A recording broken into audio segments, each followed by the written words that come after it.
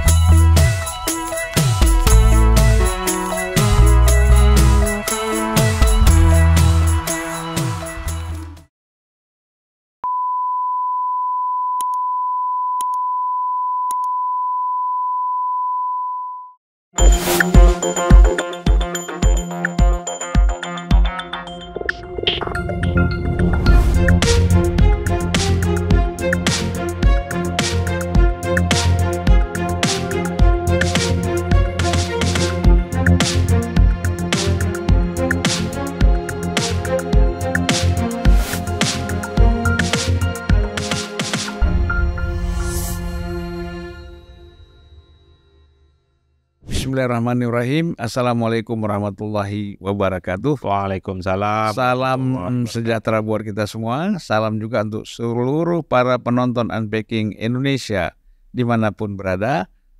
Salam juga kepada Adi Prajitno. Saya takut salah tuh. Pratikno apa Prajitno kan? Gitu. Bentar, mumpung saya ingat, abang ini rajin sekali mengunjungi para penonton Unpacking di seluruh dunia, bang. Kadang di Belanda, kadang di macam-macam. Kapan nih penonton Unpacking di Madura ditengok-tengok juga ini, Pak? Siap. Kita akan ke sana bersama Adi Pray. Ya, di samping kita cicipi rujak-rujak, juga kita cicipi rokok Madura. Nah, itu. Apalagi kemarin kalau tak salah, abang itu mendatangi itu penonton Unpacking di Aceh kan ya. Ayo dong, kapan kita datang ke Madura? Toko-toko Madura. Itu yang paling penting, Pak. Semua yang abang butuhkan itu pasti kita siapkan. Saya jamin abang tak perlu nebeng ke saya. Selamat datang, Adi Pray.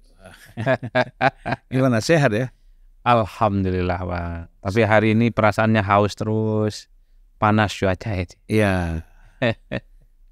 Bukan hanya dahaga karena kurang minum, tapi suasana memang membuat kita dahaga. Transisi kekuasaan. Ya. Transisi kekuasaan, kemudian masih ada pro kontra ya. Karena dianggap masih ada masalah di dalam pemerintahan yang akan datang. Ya kan gitu. Pasti. PR-nya banyak lah. Banyak PR. Jadi tidak mudah juga. Mungkin setelah dilantik tanggal 20 nanti Oktober ya, bisa jadi masalah makin banyak ini. Tapi kita ngomong pilkada dulu lah. Karena saya lihat pilkada, terutama pilkada Jakarta ya, ini memang masih sangat menarik. Bahkan siapa mencari dukungan siapa, ya kan? Siapa mendukung siapa kan gitu. Ini masih menarik nih nampaknya. Terbukti misalnya Ridwan Kamil masih ingin ketemu Ahok, ya kan? Kemudian Pramono ingin Rano Karno ingin ketemu Anies kan gitu. Ini menarik memang kan.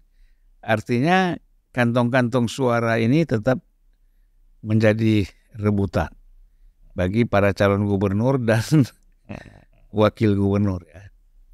Nah, kalau Adi Pray melihat ini gimana? Ya, Kalau saya sih sebenarnya di antara ratusan pilkada serentak secara nasional, Jakarta tetaplah menjadi pilkada yang selalu dinanti dan dirujuk. Walaupun tanpa Anies ya. Betul, sekalipun tanpa Anies dan sekalipun tanpa Ahok. Ya tentu karena tidak ada petahana, itu faktor utama. Yang kedua kan ketika para kontestannya ini yang muncul adalah figur-figur yang relatif tidak agresif secara komunikasi politik ya. Di situ ada RK, ada Pram, sama Dharma Pangrekun. Seakan-akan pilkada Jakarta ini kayak majlis taklim. Adem, ya kan, tak ada kritik-kritik. Tapi kenyataannya kan kalau kita cek seminggu 2 minggu ini, sahut-sahutan ya antara RK dan kubunya Pram sudah mulai muncul. Terutama soal visi misi ya. Misalnya ketika RK bilang ingin bikin Jakarta Utara seperti Dubai, RK dan Rano kan ngerespon Jakarta. Pram dan Rano gitu ya, merespon bahwa Jakarta nggak perlu seperti Dubai lah. Jadi persoalan-persoalan yang cukup nyata di depan rakyat seperti gorong-gorong, selokan, dan seterusnya itu jauh lebih penting untuk diberesin. Ini kan sudah mulai perang-perangan sih sebenarnya. Meski ya kalau kita mau jujur ya, sepertinya para kontestan ini ya nyerangnya itu masih setengah hati, Pak. Sepertinya ada kecenderungan tampil agresif dari segi komunikasi politik, dari segi marketing politik itu nggak terlampau disukai oleh pemilih. Jadi pura-pura baik aja dulu ini, sekalipun punya pandangan dan sikap yang sebenarnya berbeda. Termasuk misalnya ketika Pram sama Rano itu ketemu Anies di Car Free Day, kan RK juga ngomong bahwa yang jauh lebih penting itu bukan di Car Free Day, tapi belanja masalah, mendatangi masyarakat secara langsung, door to door, dan berdiskusi dengan mereka. Tapi sekali lagi harus diakui, masing-masing calon ini kan masih setengah hati sebenarnya. Ingin mengkritik lawan, tapi kelihatan tidak ingin mengkritik. Tentu ingin menghindari efek negatif dari serangan-serangan yang tampil itu. Cuman yang menjadi sedih itu calon perseorangan ini seakan-akan tak diajak bicara, Bang. Statement-statementnya nggak direspon, visi-visinya juga tidak ditanggapi, tidak menimbulkan polemik apapun. Ya sorry itu harus saya katakan, ini seakan-akan yang bertanding di Jakarta itu adalah RK versus Pramono Anung. Dan di situ kan konteksnya. Nah yang kedua yang menarik memang kalau mau jujur ya, ini di antara calon ini sebenarnya sedang berebut bagaimana pemilih Anies. Kalau Ahok ya saya kira memang pemilihnya nggak mungkin ke tempat yang lain ya. Mostly dan mayoritas pendukung dan pemilih Ahok itu pastinya ke Pram dan Rano. Tapi kalau kita bicara tentang pendukung Anies, per hari ini kalau kita baca ya tentu masih cukup galau dan bingung untuk menentukan pilihan politiknya. Tidak serta-merta misalnya karena pemilih Anies kecewa dengan RK, karena RK ini satu kubu dengan orang yang menjegal Anies. Kemudian misalnya pemilih Anies ini akan ke Pram dan Rano. Tidak sesederhana itu. Karena pemilih Anies ini juga sadar betul yang hampir 5 tahun kritis, nyerang terbuka ke Anies itu adalah kawan-kawannya Pram dan kawan-kawannya Rano di PDIP di Jakarta. Jadi galau betul sebenarnya pemilih Anies ini. Bahwa RK ditolak bukan berarti ke tempat yang lain. Ke Pram pun juga ada jarak psikologis yang agak sulit untuk bisa dibantah. Jadi dalam konteks itulah kemudian sangat masuk akal kalau kemudian sekelas Ridwan Kamil sekalipun itu juga ingin bertemu dengan Anies Baswedan. Pram dan Rano juga sempat bertemu di Car Free Day. Ini tentu untuk memaksimalisasi bahwa ketika Anies kelihatan punya chemistry, punya kedekatan dengan salah satu calon gitu ya. Disitulah kemudian harapan terbesarnya pemilih Anies itu akan hijrah dan migrasi. Tapi kan Anies tidak menjadi jurkam salah satu calon kan? Memang, tapi secara simbol politik kan. Misalnya Anies kok lebih sering ketemu sama Pram sama Rano sih ya. Kan pasti pemilihnya ngomong begitu. Pemilih-pemilih yang tidak terlampau kritis, yang tidak terlampau ideologis karena suka sama Anies, itu bisa automatically juga mengidentifikasi akan kemana pilihan politik mereka. Sangat tergantung bagaimana gestur dan intensitas Anies ini bertemu dengan calon. Karena kalau mau jujur sebenarnya per hari ini yang bertemu dengan Anies cuman Pram sama Rano. Iya. RK pun juga belum bertemu ya. Meski para pendukung Anies sebenarnya ketika ada wacana RK mau bertemu dengan Anies, ini mulai speak up kritis nih Bang. Kritis dalam arti bahwa, nah kau adalah kubu yang tidak menghendaki Anies maju kok, tiba-tiba ingin ketemu Anies dan minta dukungan, gimana kau ceritanya? Kira-kira begitu jalan ceritanya Bang. Tapi dalam politik kan tak ada yang tak mungkin ya. Tak ada sesuatu yang kemudian ditafsirkan secara absolut. Saya termasuk yang meyakini bahwa pemilih Anies, saya menyebut pemilih Anies ya, bukan pendukung. Orang yang merasa memilih Anies.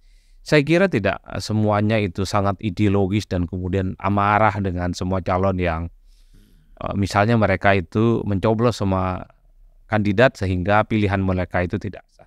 Tidak sesederhana itu bagi saya. Kalau kita membaca survei-survei ternyata kan undecided voternya juga rendah. Masih dalam batas toleransi yang Ridwan Kamil berapa sekarang? Ya kalau di survei yang terakhir kemarin ambil 50 ya.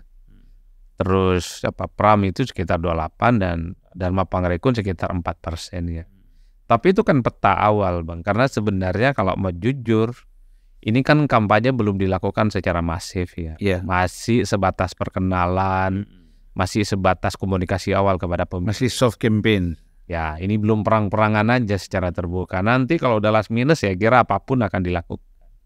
Karena ya kompetisi itu ya, hakikatnya adalah dalam pilkada memang. Jadi saya membacanya begitu sih sebenarnya. Kalau saya lihat begini, apakah harapan dari masing-masing calon gubernur ini terhadap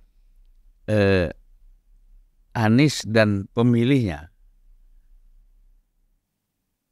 secara ini dipengaruhi oleh persoalan psikologis atau persoalan memang politis? Artinya gini, bisa jadi kan Pram ataupun Ridwan Kamil ini secara psikologis terpengaruh nih. Wah ini pendukung Anies banyak, jadi mau nggak mau kita harus approach, kan gitu. Apa otomatis misalnya bahwa pengaruh Anies terhadap para pendukungnya itu begitu besar sehingga mereka tetap konsisten mengikuti arah yang disampaikan oleh yang diinginkan oleh Anies misalnya, katakanlah dengan pola apakah Car Free Day ataupun acara-acara nanti acara lain mereka ketemu kan? Kan sebenarnya kalau dalam tradisi kita melakukan survei dan penelitian, Mbak, pasti kita tanya kira-kira di Jakarta itu atau di tempat lain kita tanya siapa tokoh yang dinilai punya pengaruh memberikan dukungan politik. Per hari ini Anies dan Ahok itu kuat. Gitu ya, untuk DKI ya. Untuk DKI Jakarta. Artinya kalau Anies memberikan dukungan politik ke salah satu calon, apalagi berkampanye untuk memenangkan calon, saya kira disitulah para pemilihnya itu akan menentukan pilihan politiknya. Begitupun dengan pemilih-pemilih Ahok. Kalau Ahok sudah tampil secara terbuka, menyampaikan dukungan politiknya, orang yang selama ini terafiliasi dengan Ahok juga akan memberikan dukungan politik.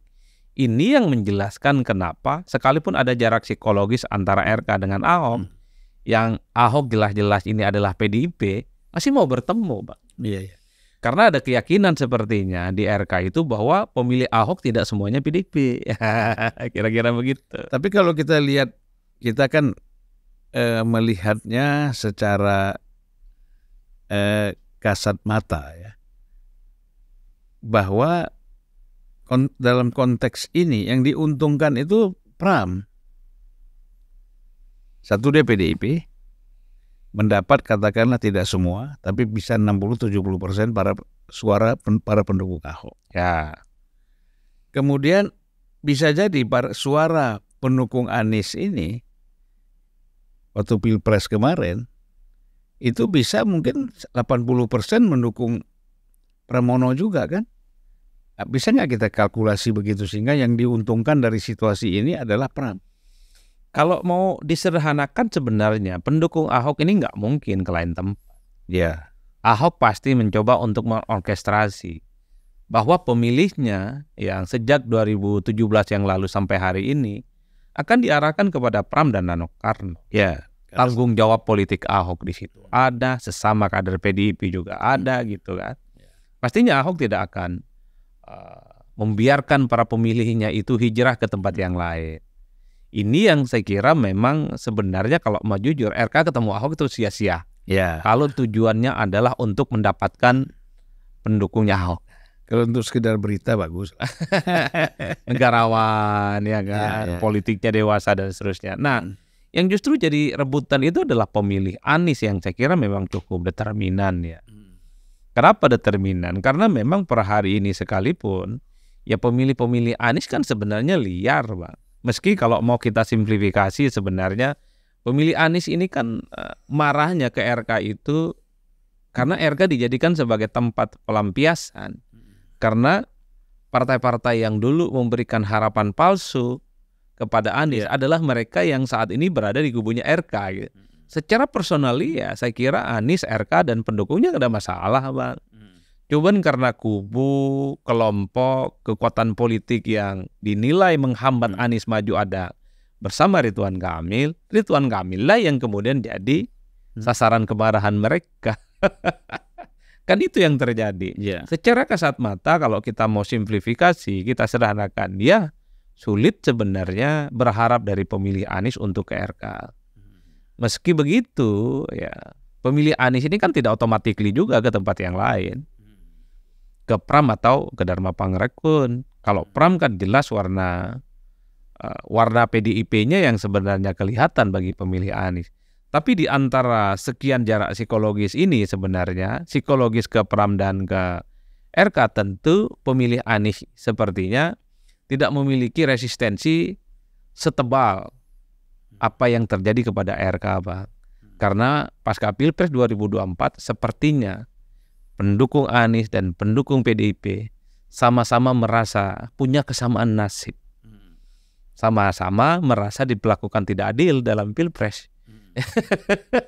Di situ titik temunya sebenarnya yang sepertinya membuat kenapa Pram sama Rano ini cukup optimis bahwa pendukung Anies itu akan ke mereka. Kan gitu jalan ceritanya sebenarnya. Yang sebenarnya bagaimana? Ya sebenarnya per hari ini pemilih-pemilih Anies masih cukup bingung, masih cukup galau. Karena di antara calon-calon yang ada ini bagi mereka tidak sesuai dengan harapan. Tidak ada yang masuk dalam kriteria mereka. Portofolio calon yang 3 ini tidak masuk dalam pemilih Anies. Makanya tidak mengherankan kalau kemudian beberapa waktu yang lalu itu ada yang mengkampanyekan pemilih Anies lah khususnya untuk mencoblos 3 paslon. Saya kira itu adalah bentuk kemarahan sebenarnya.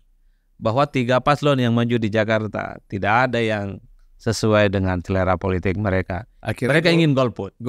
Caranya coblos ketiga. Dan mumpung saya ingat, jadi golput itu bukan nggak datang ke TPS. Selama ini kan orang bilang golput itu nggak datang ke TPS misalnya. Misalnya banyak mahasiswa saya kalau ditanya di kelas, kemarin waktu Pilpres pada nyoblos emang nggak golput Pak? Loh kok nggak golput? Saya nggak ke TPS. Apa alasannya? Ada yang kesiangan, ada yang jalan-jalan. Itu bukan golput, ya kesiangan aja judulnya. Ada ya kalau yang memilih jalan-jalan ya jalan-jalan saja. Golput itu adalah aktivitas politik yang aktif dan sebagai bentuk perlawanan dan protes terkait dengan situasi politik yang ada. Dia datang ke TPS, tapi coblosannya itu tidak sah. Itu golput. Makanya diorganisirlah keinginan untuk mencoblos tiga pasang. Betul. Saya kira itu sebagai bentuk kemarahan sebenarnya. Kalau 3 calon yang ada di Jakarta ini ya tidak ada yang masuk dalam kategori pemimpin yang akan mereka pilih ya, terutama para pendukung anak Abah ini. Tapi kan Bawaslu Jakarta atau KPU yang bilang, oh ini kena pidana atau apa. Jangan ngeri-ngeri amat lah berpolitik, masa orang golput itu harus dikena ancaman pidana. Pidana itu kalau kampanyenya hoax, fitnah dan money politik. Masa orang golput ini sikap yang saya kira rasional, bentuk amarah karena ini kebijakan yang mereka ambil ya, karena tak ada calon yang masuk dalam kriteria mereka.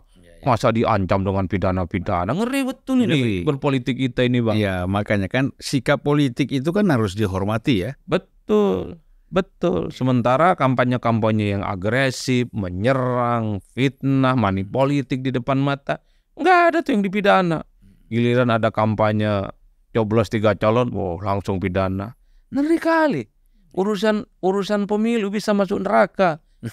Urusan pemilu masuk urusan pidana kita itu, Bang.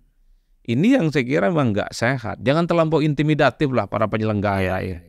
Jadi pemilu dan pilkada itu mestinya bawa enjoy aja. Nggak milih oke, milih juga harus oke, kan kira-kira itu aja. Mau coblos 3, mau coblos 5 terserah. Betul, mau dicoblos mukanya, kupingnya, udah bebas udah ini. Ya. Kok milih seakan-akan menjadi kewajiban yang kemudian kalau tidak dilakukan dia akan dosa besar gitu ya, dan dihukum secara pidana. Menurut saya ya inilah seleksi komisioner. Ada juga selain dihukum pidana, dihukum agama pula. Iya, pakai syariat-syariat kan. betul. Berat kita nih. Sekalian aja pakai fatwa gitu. Ya. Haram golput misalnya, sekalian aja bikin fatwa. Sudah pernah dulu sebenarnya ya. Ada. Cuman kan ngaco bagi saya. Iya. Orang berpolitik itu kan ya tentu harus partisipatif, bukan karena paksaan, bukan karena diintimidasi. Cukup sudahlah. Pemilu yang intimidatif itu zaman Orde Baru. Orang kalau nggak ke TPS dia diintimidasi, dia diancam. Cukup sudah. Pasca reformasi adalah era di mana orang ke TPS itu mau mencoblos, mau coblos 3-3-nya, atau cuman sekedar selfie. Itu harus dihormati, Bang.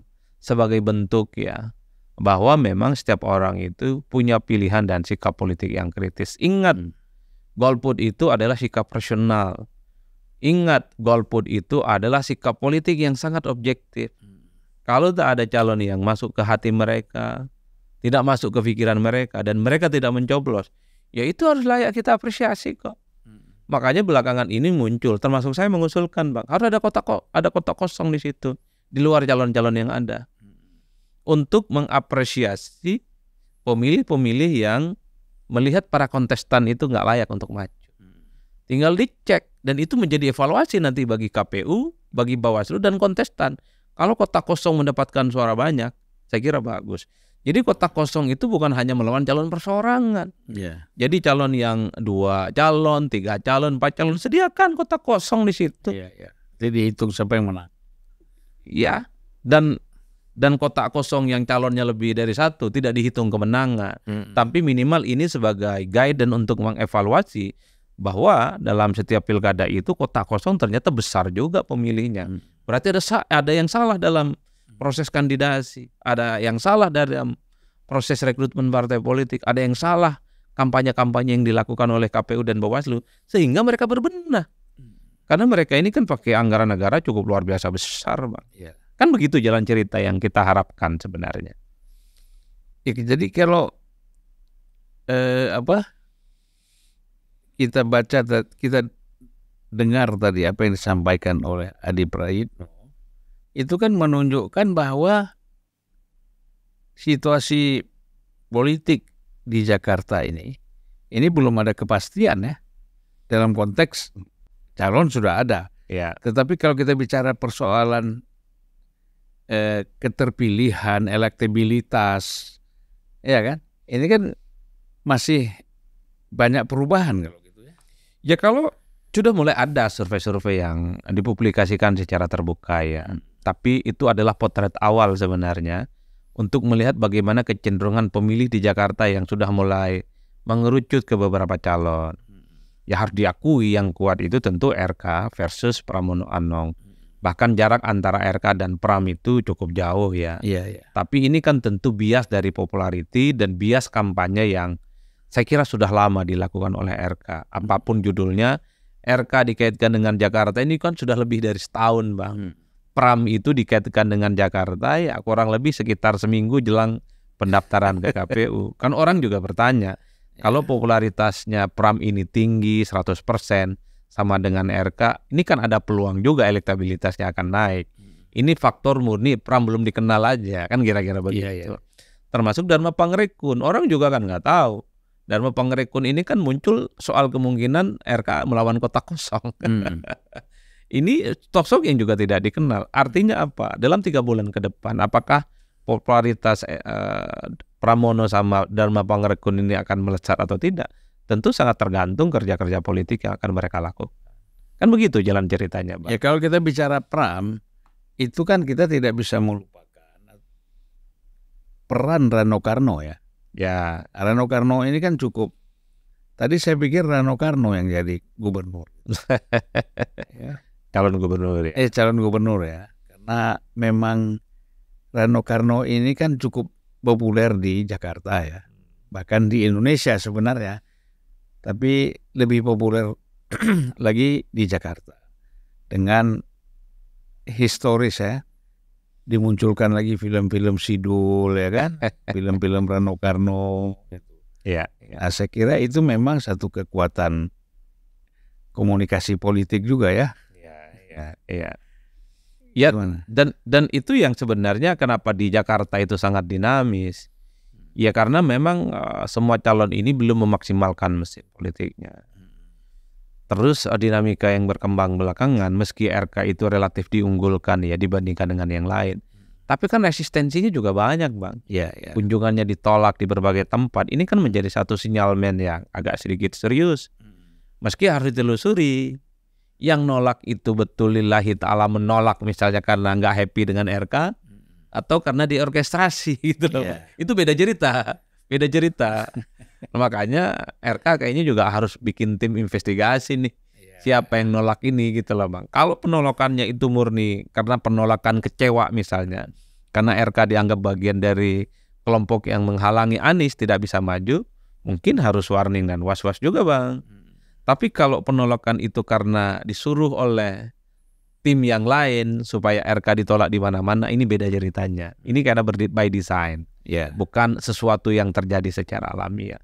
Tapi memang kecenderungan ditolak di berbagai tempat sekali lagi harus menjadi PR yang relatif cukup serius dong. Karena dalam politik itu ya sebisa mungkin bisa menghilangkan perlawanan dan penolakan di berbagai tempat. Iya. Meski pada saat yang bersamaan kalau per hari ini misalnya Pramono itu elektabilitasnya relatif sudah mulai muncul, ini barang kan juga baru muncul, Bang. Belum ada hitungan bulan kayaknya, tapi sudah muncul secara signifikan. Sekalipun RK kuat, tapi hitungannya kalau sudah kampanye setahun, angkanya masih begitu aja.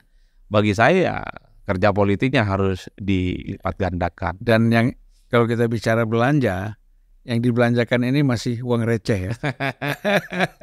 Apalagi di Jakarta ini masih berlaku hukum 2 putaran. Sesuai dengan Undang-Undang Jakarta yang khusus. 50% plus 1 itu wajib hukumnya bagi siapapun untuk menang 1 putaran. Jadi RK kan sudah mulai berkampanye tuh menang 1 putaran. Itu tentu sebagai bentuk optimisme dan target yang harus dilihat apakah optimisme dan target ini bisa dilakukan. Cuman saya bilang kok rasa-rasanya kalau kontestan yang lain juga kerja politiknya aktif, terutama Pram dan Rano Karno, untuk 1 putaran kok rasa-rasanya agak sulit ya. Hanya butuh keajaiban untuk 1 putaran, kan kira-kira begitu. Mengingat misalnya 2017 yang lalu harus kita akui Ahok ini tuh kurang hebat gimana, Bang. Gubernur petahana menggantikan Jokowi, approval ratingnya tinggi, kinerjanya diapresiasi, nggak bisa 1 putaran. Bahwa di putaran pertama dia unggul tebal lawan Anies ya nggak bisa yang ada yang bisa bantah. Tapi untuk bikin 1 putaran itu Ahok pun tidak bisa. Nah RK tantangannya di situ, bisa tidak RK itu sebagai newcomer, pendatang baru di Jakarta, untuk pertamanya maju pilgub di Jakarta, bisa ya mematahkan apa yang tidak dilakukan oleh Ahok. Tantangannya di situ. Kalau kita masuk ke hal kalau kita SWOT ya, ini satu persatu. Adi Pray bagaimana melihatnya, misalnya sosoknya, di mana sih keunggulan dan kelemahan RK misalnya? Kalau RK saya kira orang paham lah, Bang. Ini adalah mantan wali kota, mantan gubernur yang saya kira memang sudah bisa di-tracking rekam jejaknya. Ini orang arsitek yang saya kira memang gagasan-gagasannya mantap, Bang. Belum apa-apa RK bilang, ini di luar bayangan semua orang loh. Ingin bikin rumah di atas pasar dan stasiun. Banyak orang nggak connect pikir. Ingin bikin Jakarta seperti Dubai. Wah, saya kira ini luar biasa. Hanya orang yang punya pengalaman dan sekolah yang mantap bisa menimbulkan pikiran-pikiran besar semacam ini. Dan ini sudah terjadi kan di banyak negara. Dan Rumah di atas pasar, rumah di atas stasiun.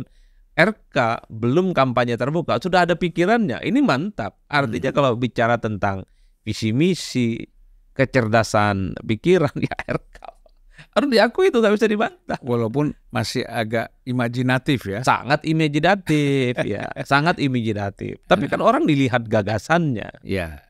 Persoalan nanti bisa dibuktikan atau tidak kan tinggal diuji. Apakah nanti kalau jadi gubernur ya untuk mengantisipasi kekumuhan dan kerutan untuk bikin rumah di Jakarta karena tanah ini sudah mulai menyempit, kan sebagai sebuah gagasan bagus.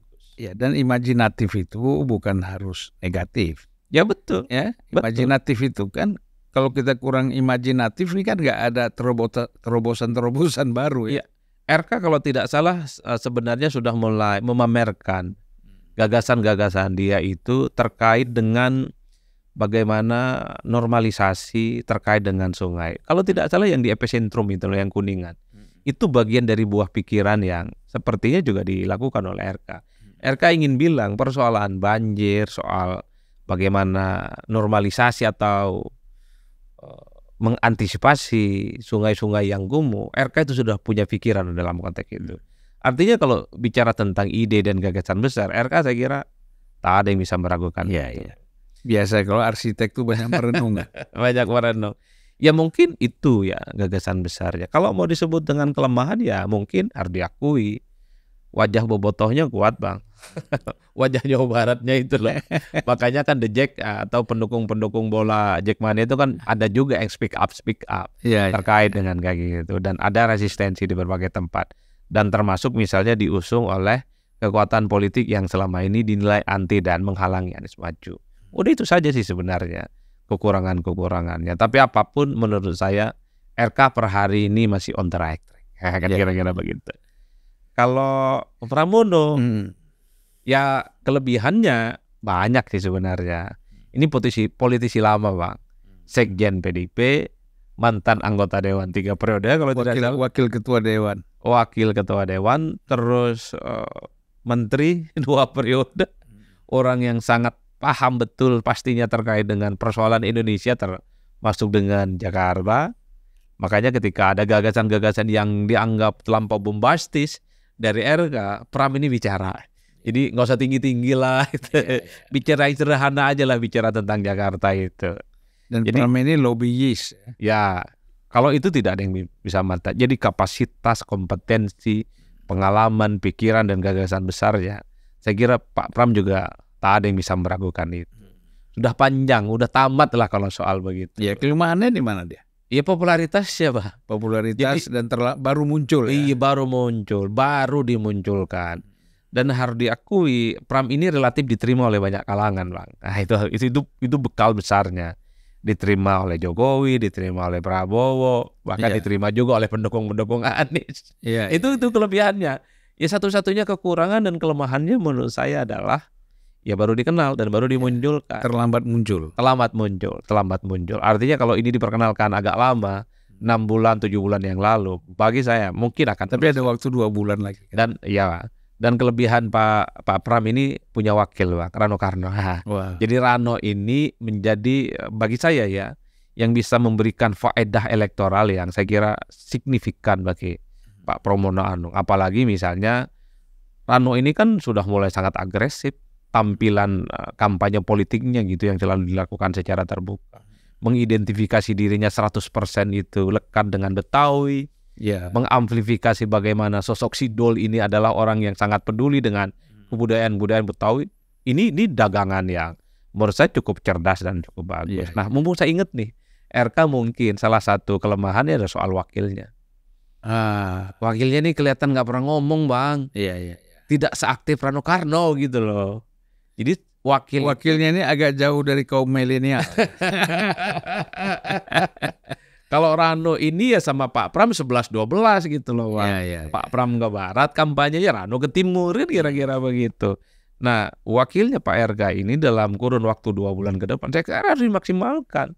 Terutama untuk ya mengonsolidasi bagaimana basis-basis pendukung PKS khususnya sebagai partai pemenang pileg itu harus diamankan dilakukan. Ya, tentu Atau harus jangan-jangan itu sering-sering. sudah dijalankan sama dia. Karena kan PKS ini biasa gitu kan, diam-diam tapi sudah bekerja kan?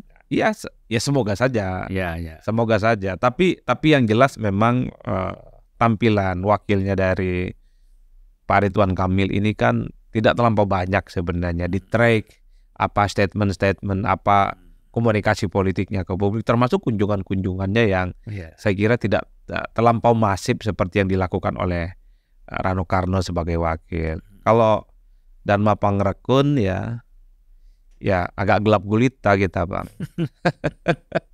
Karena memang kita men-tracking rekam jejaknya agak susah ya.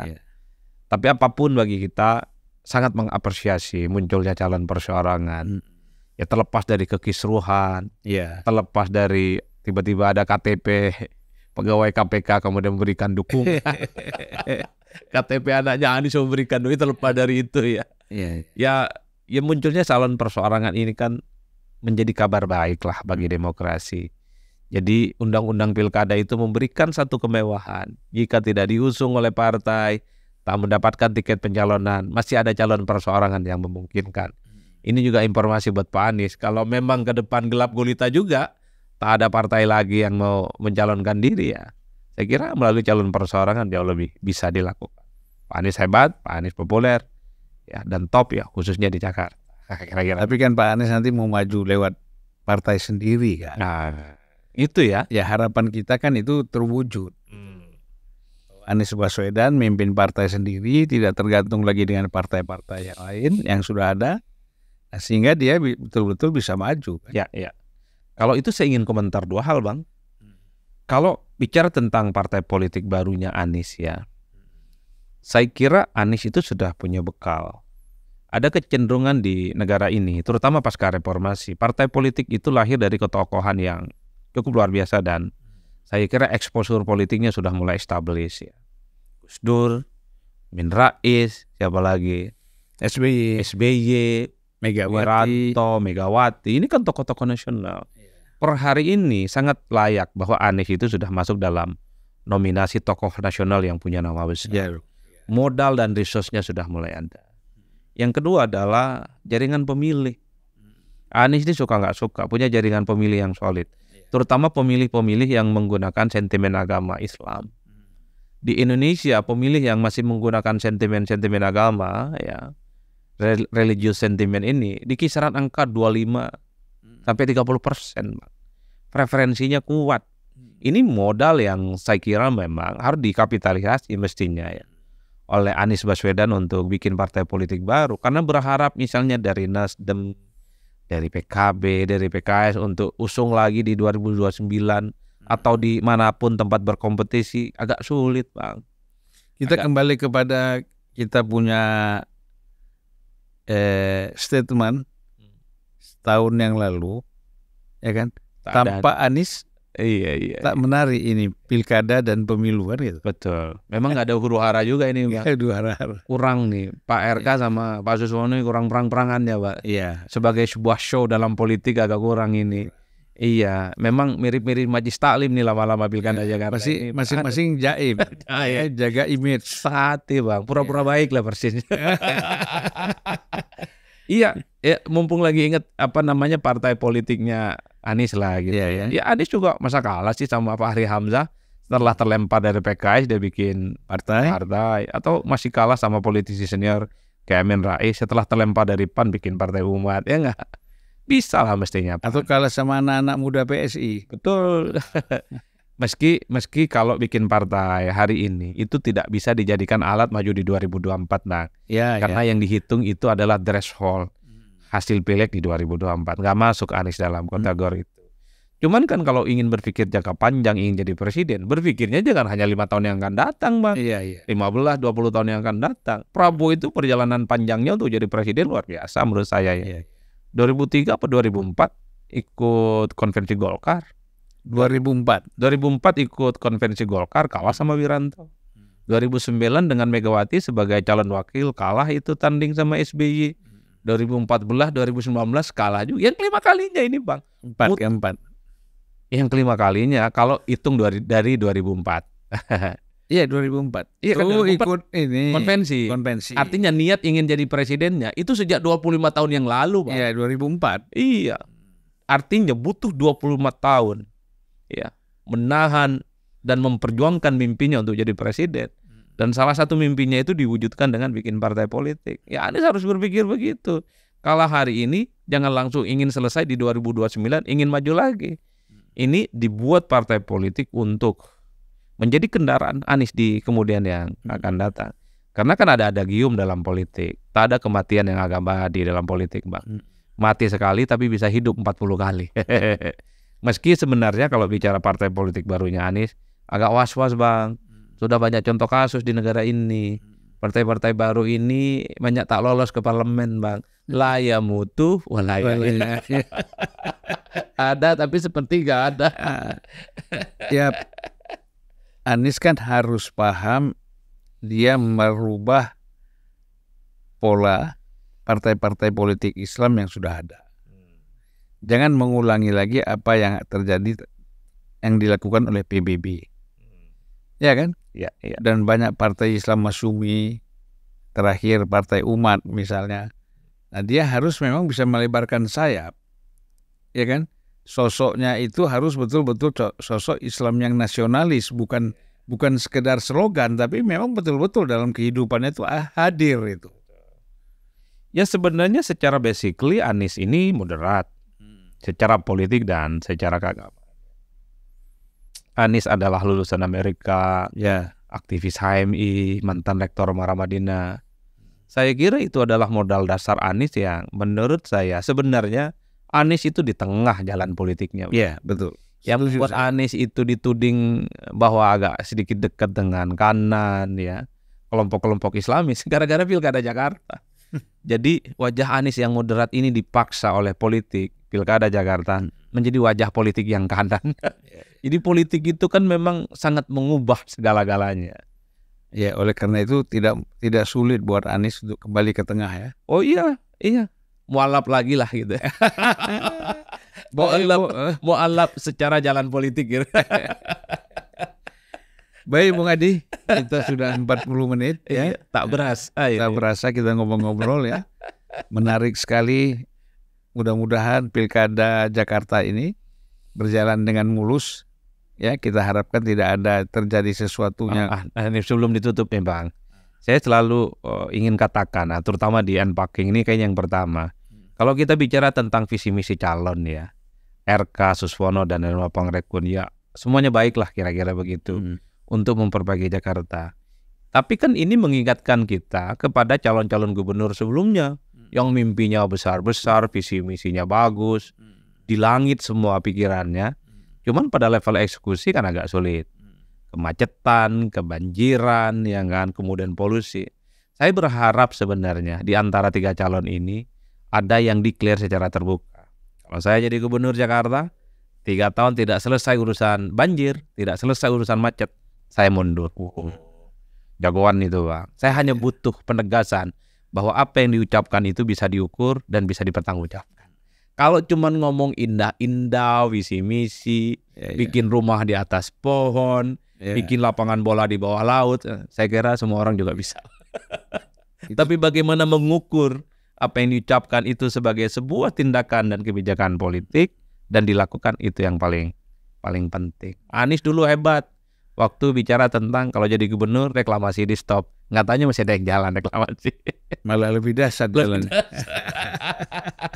Kita nggak tahu lah kenapa bisa jalan ya. Kita politik mengubah segala-galanya. Baik, terima kasih Bang ya. Terima kasih banyak. Ya, semoga tak ada yang aneh-aneh. Ya, terima kasih. Assalamualaikum warahmatullahi wabarakatuh. Waalaikumsalam warahmatullahi wabarakatuh.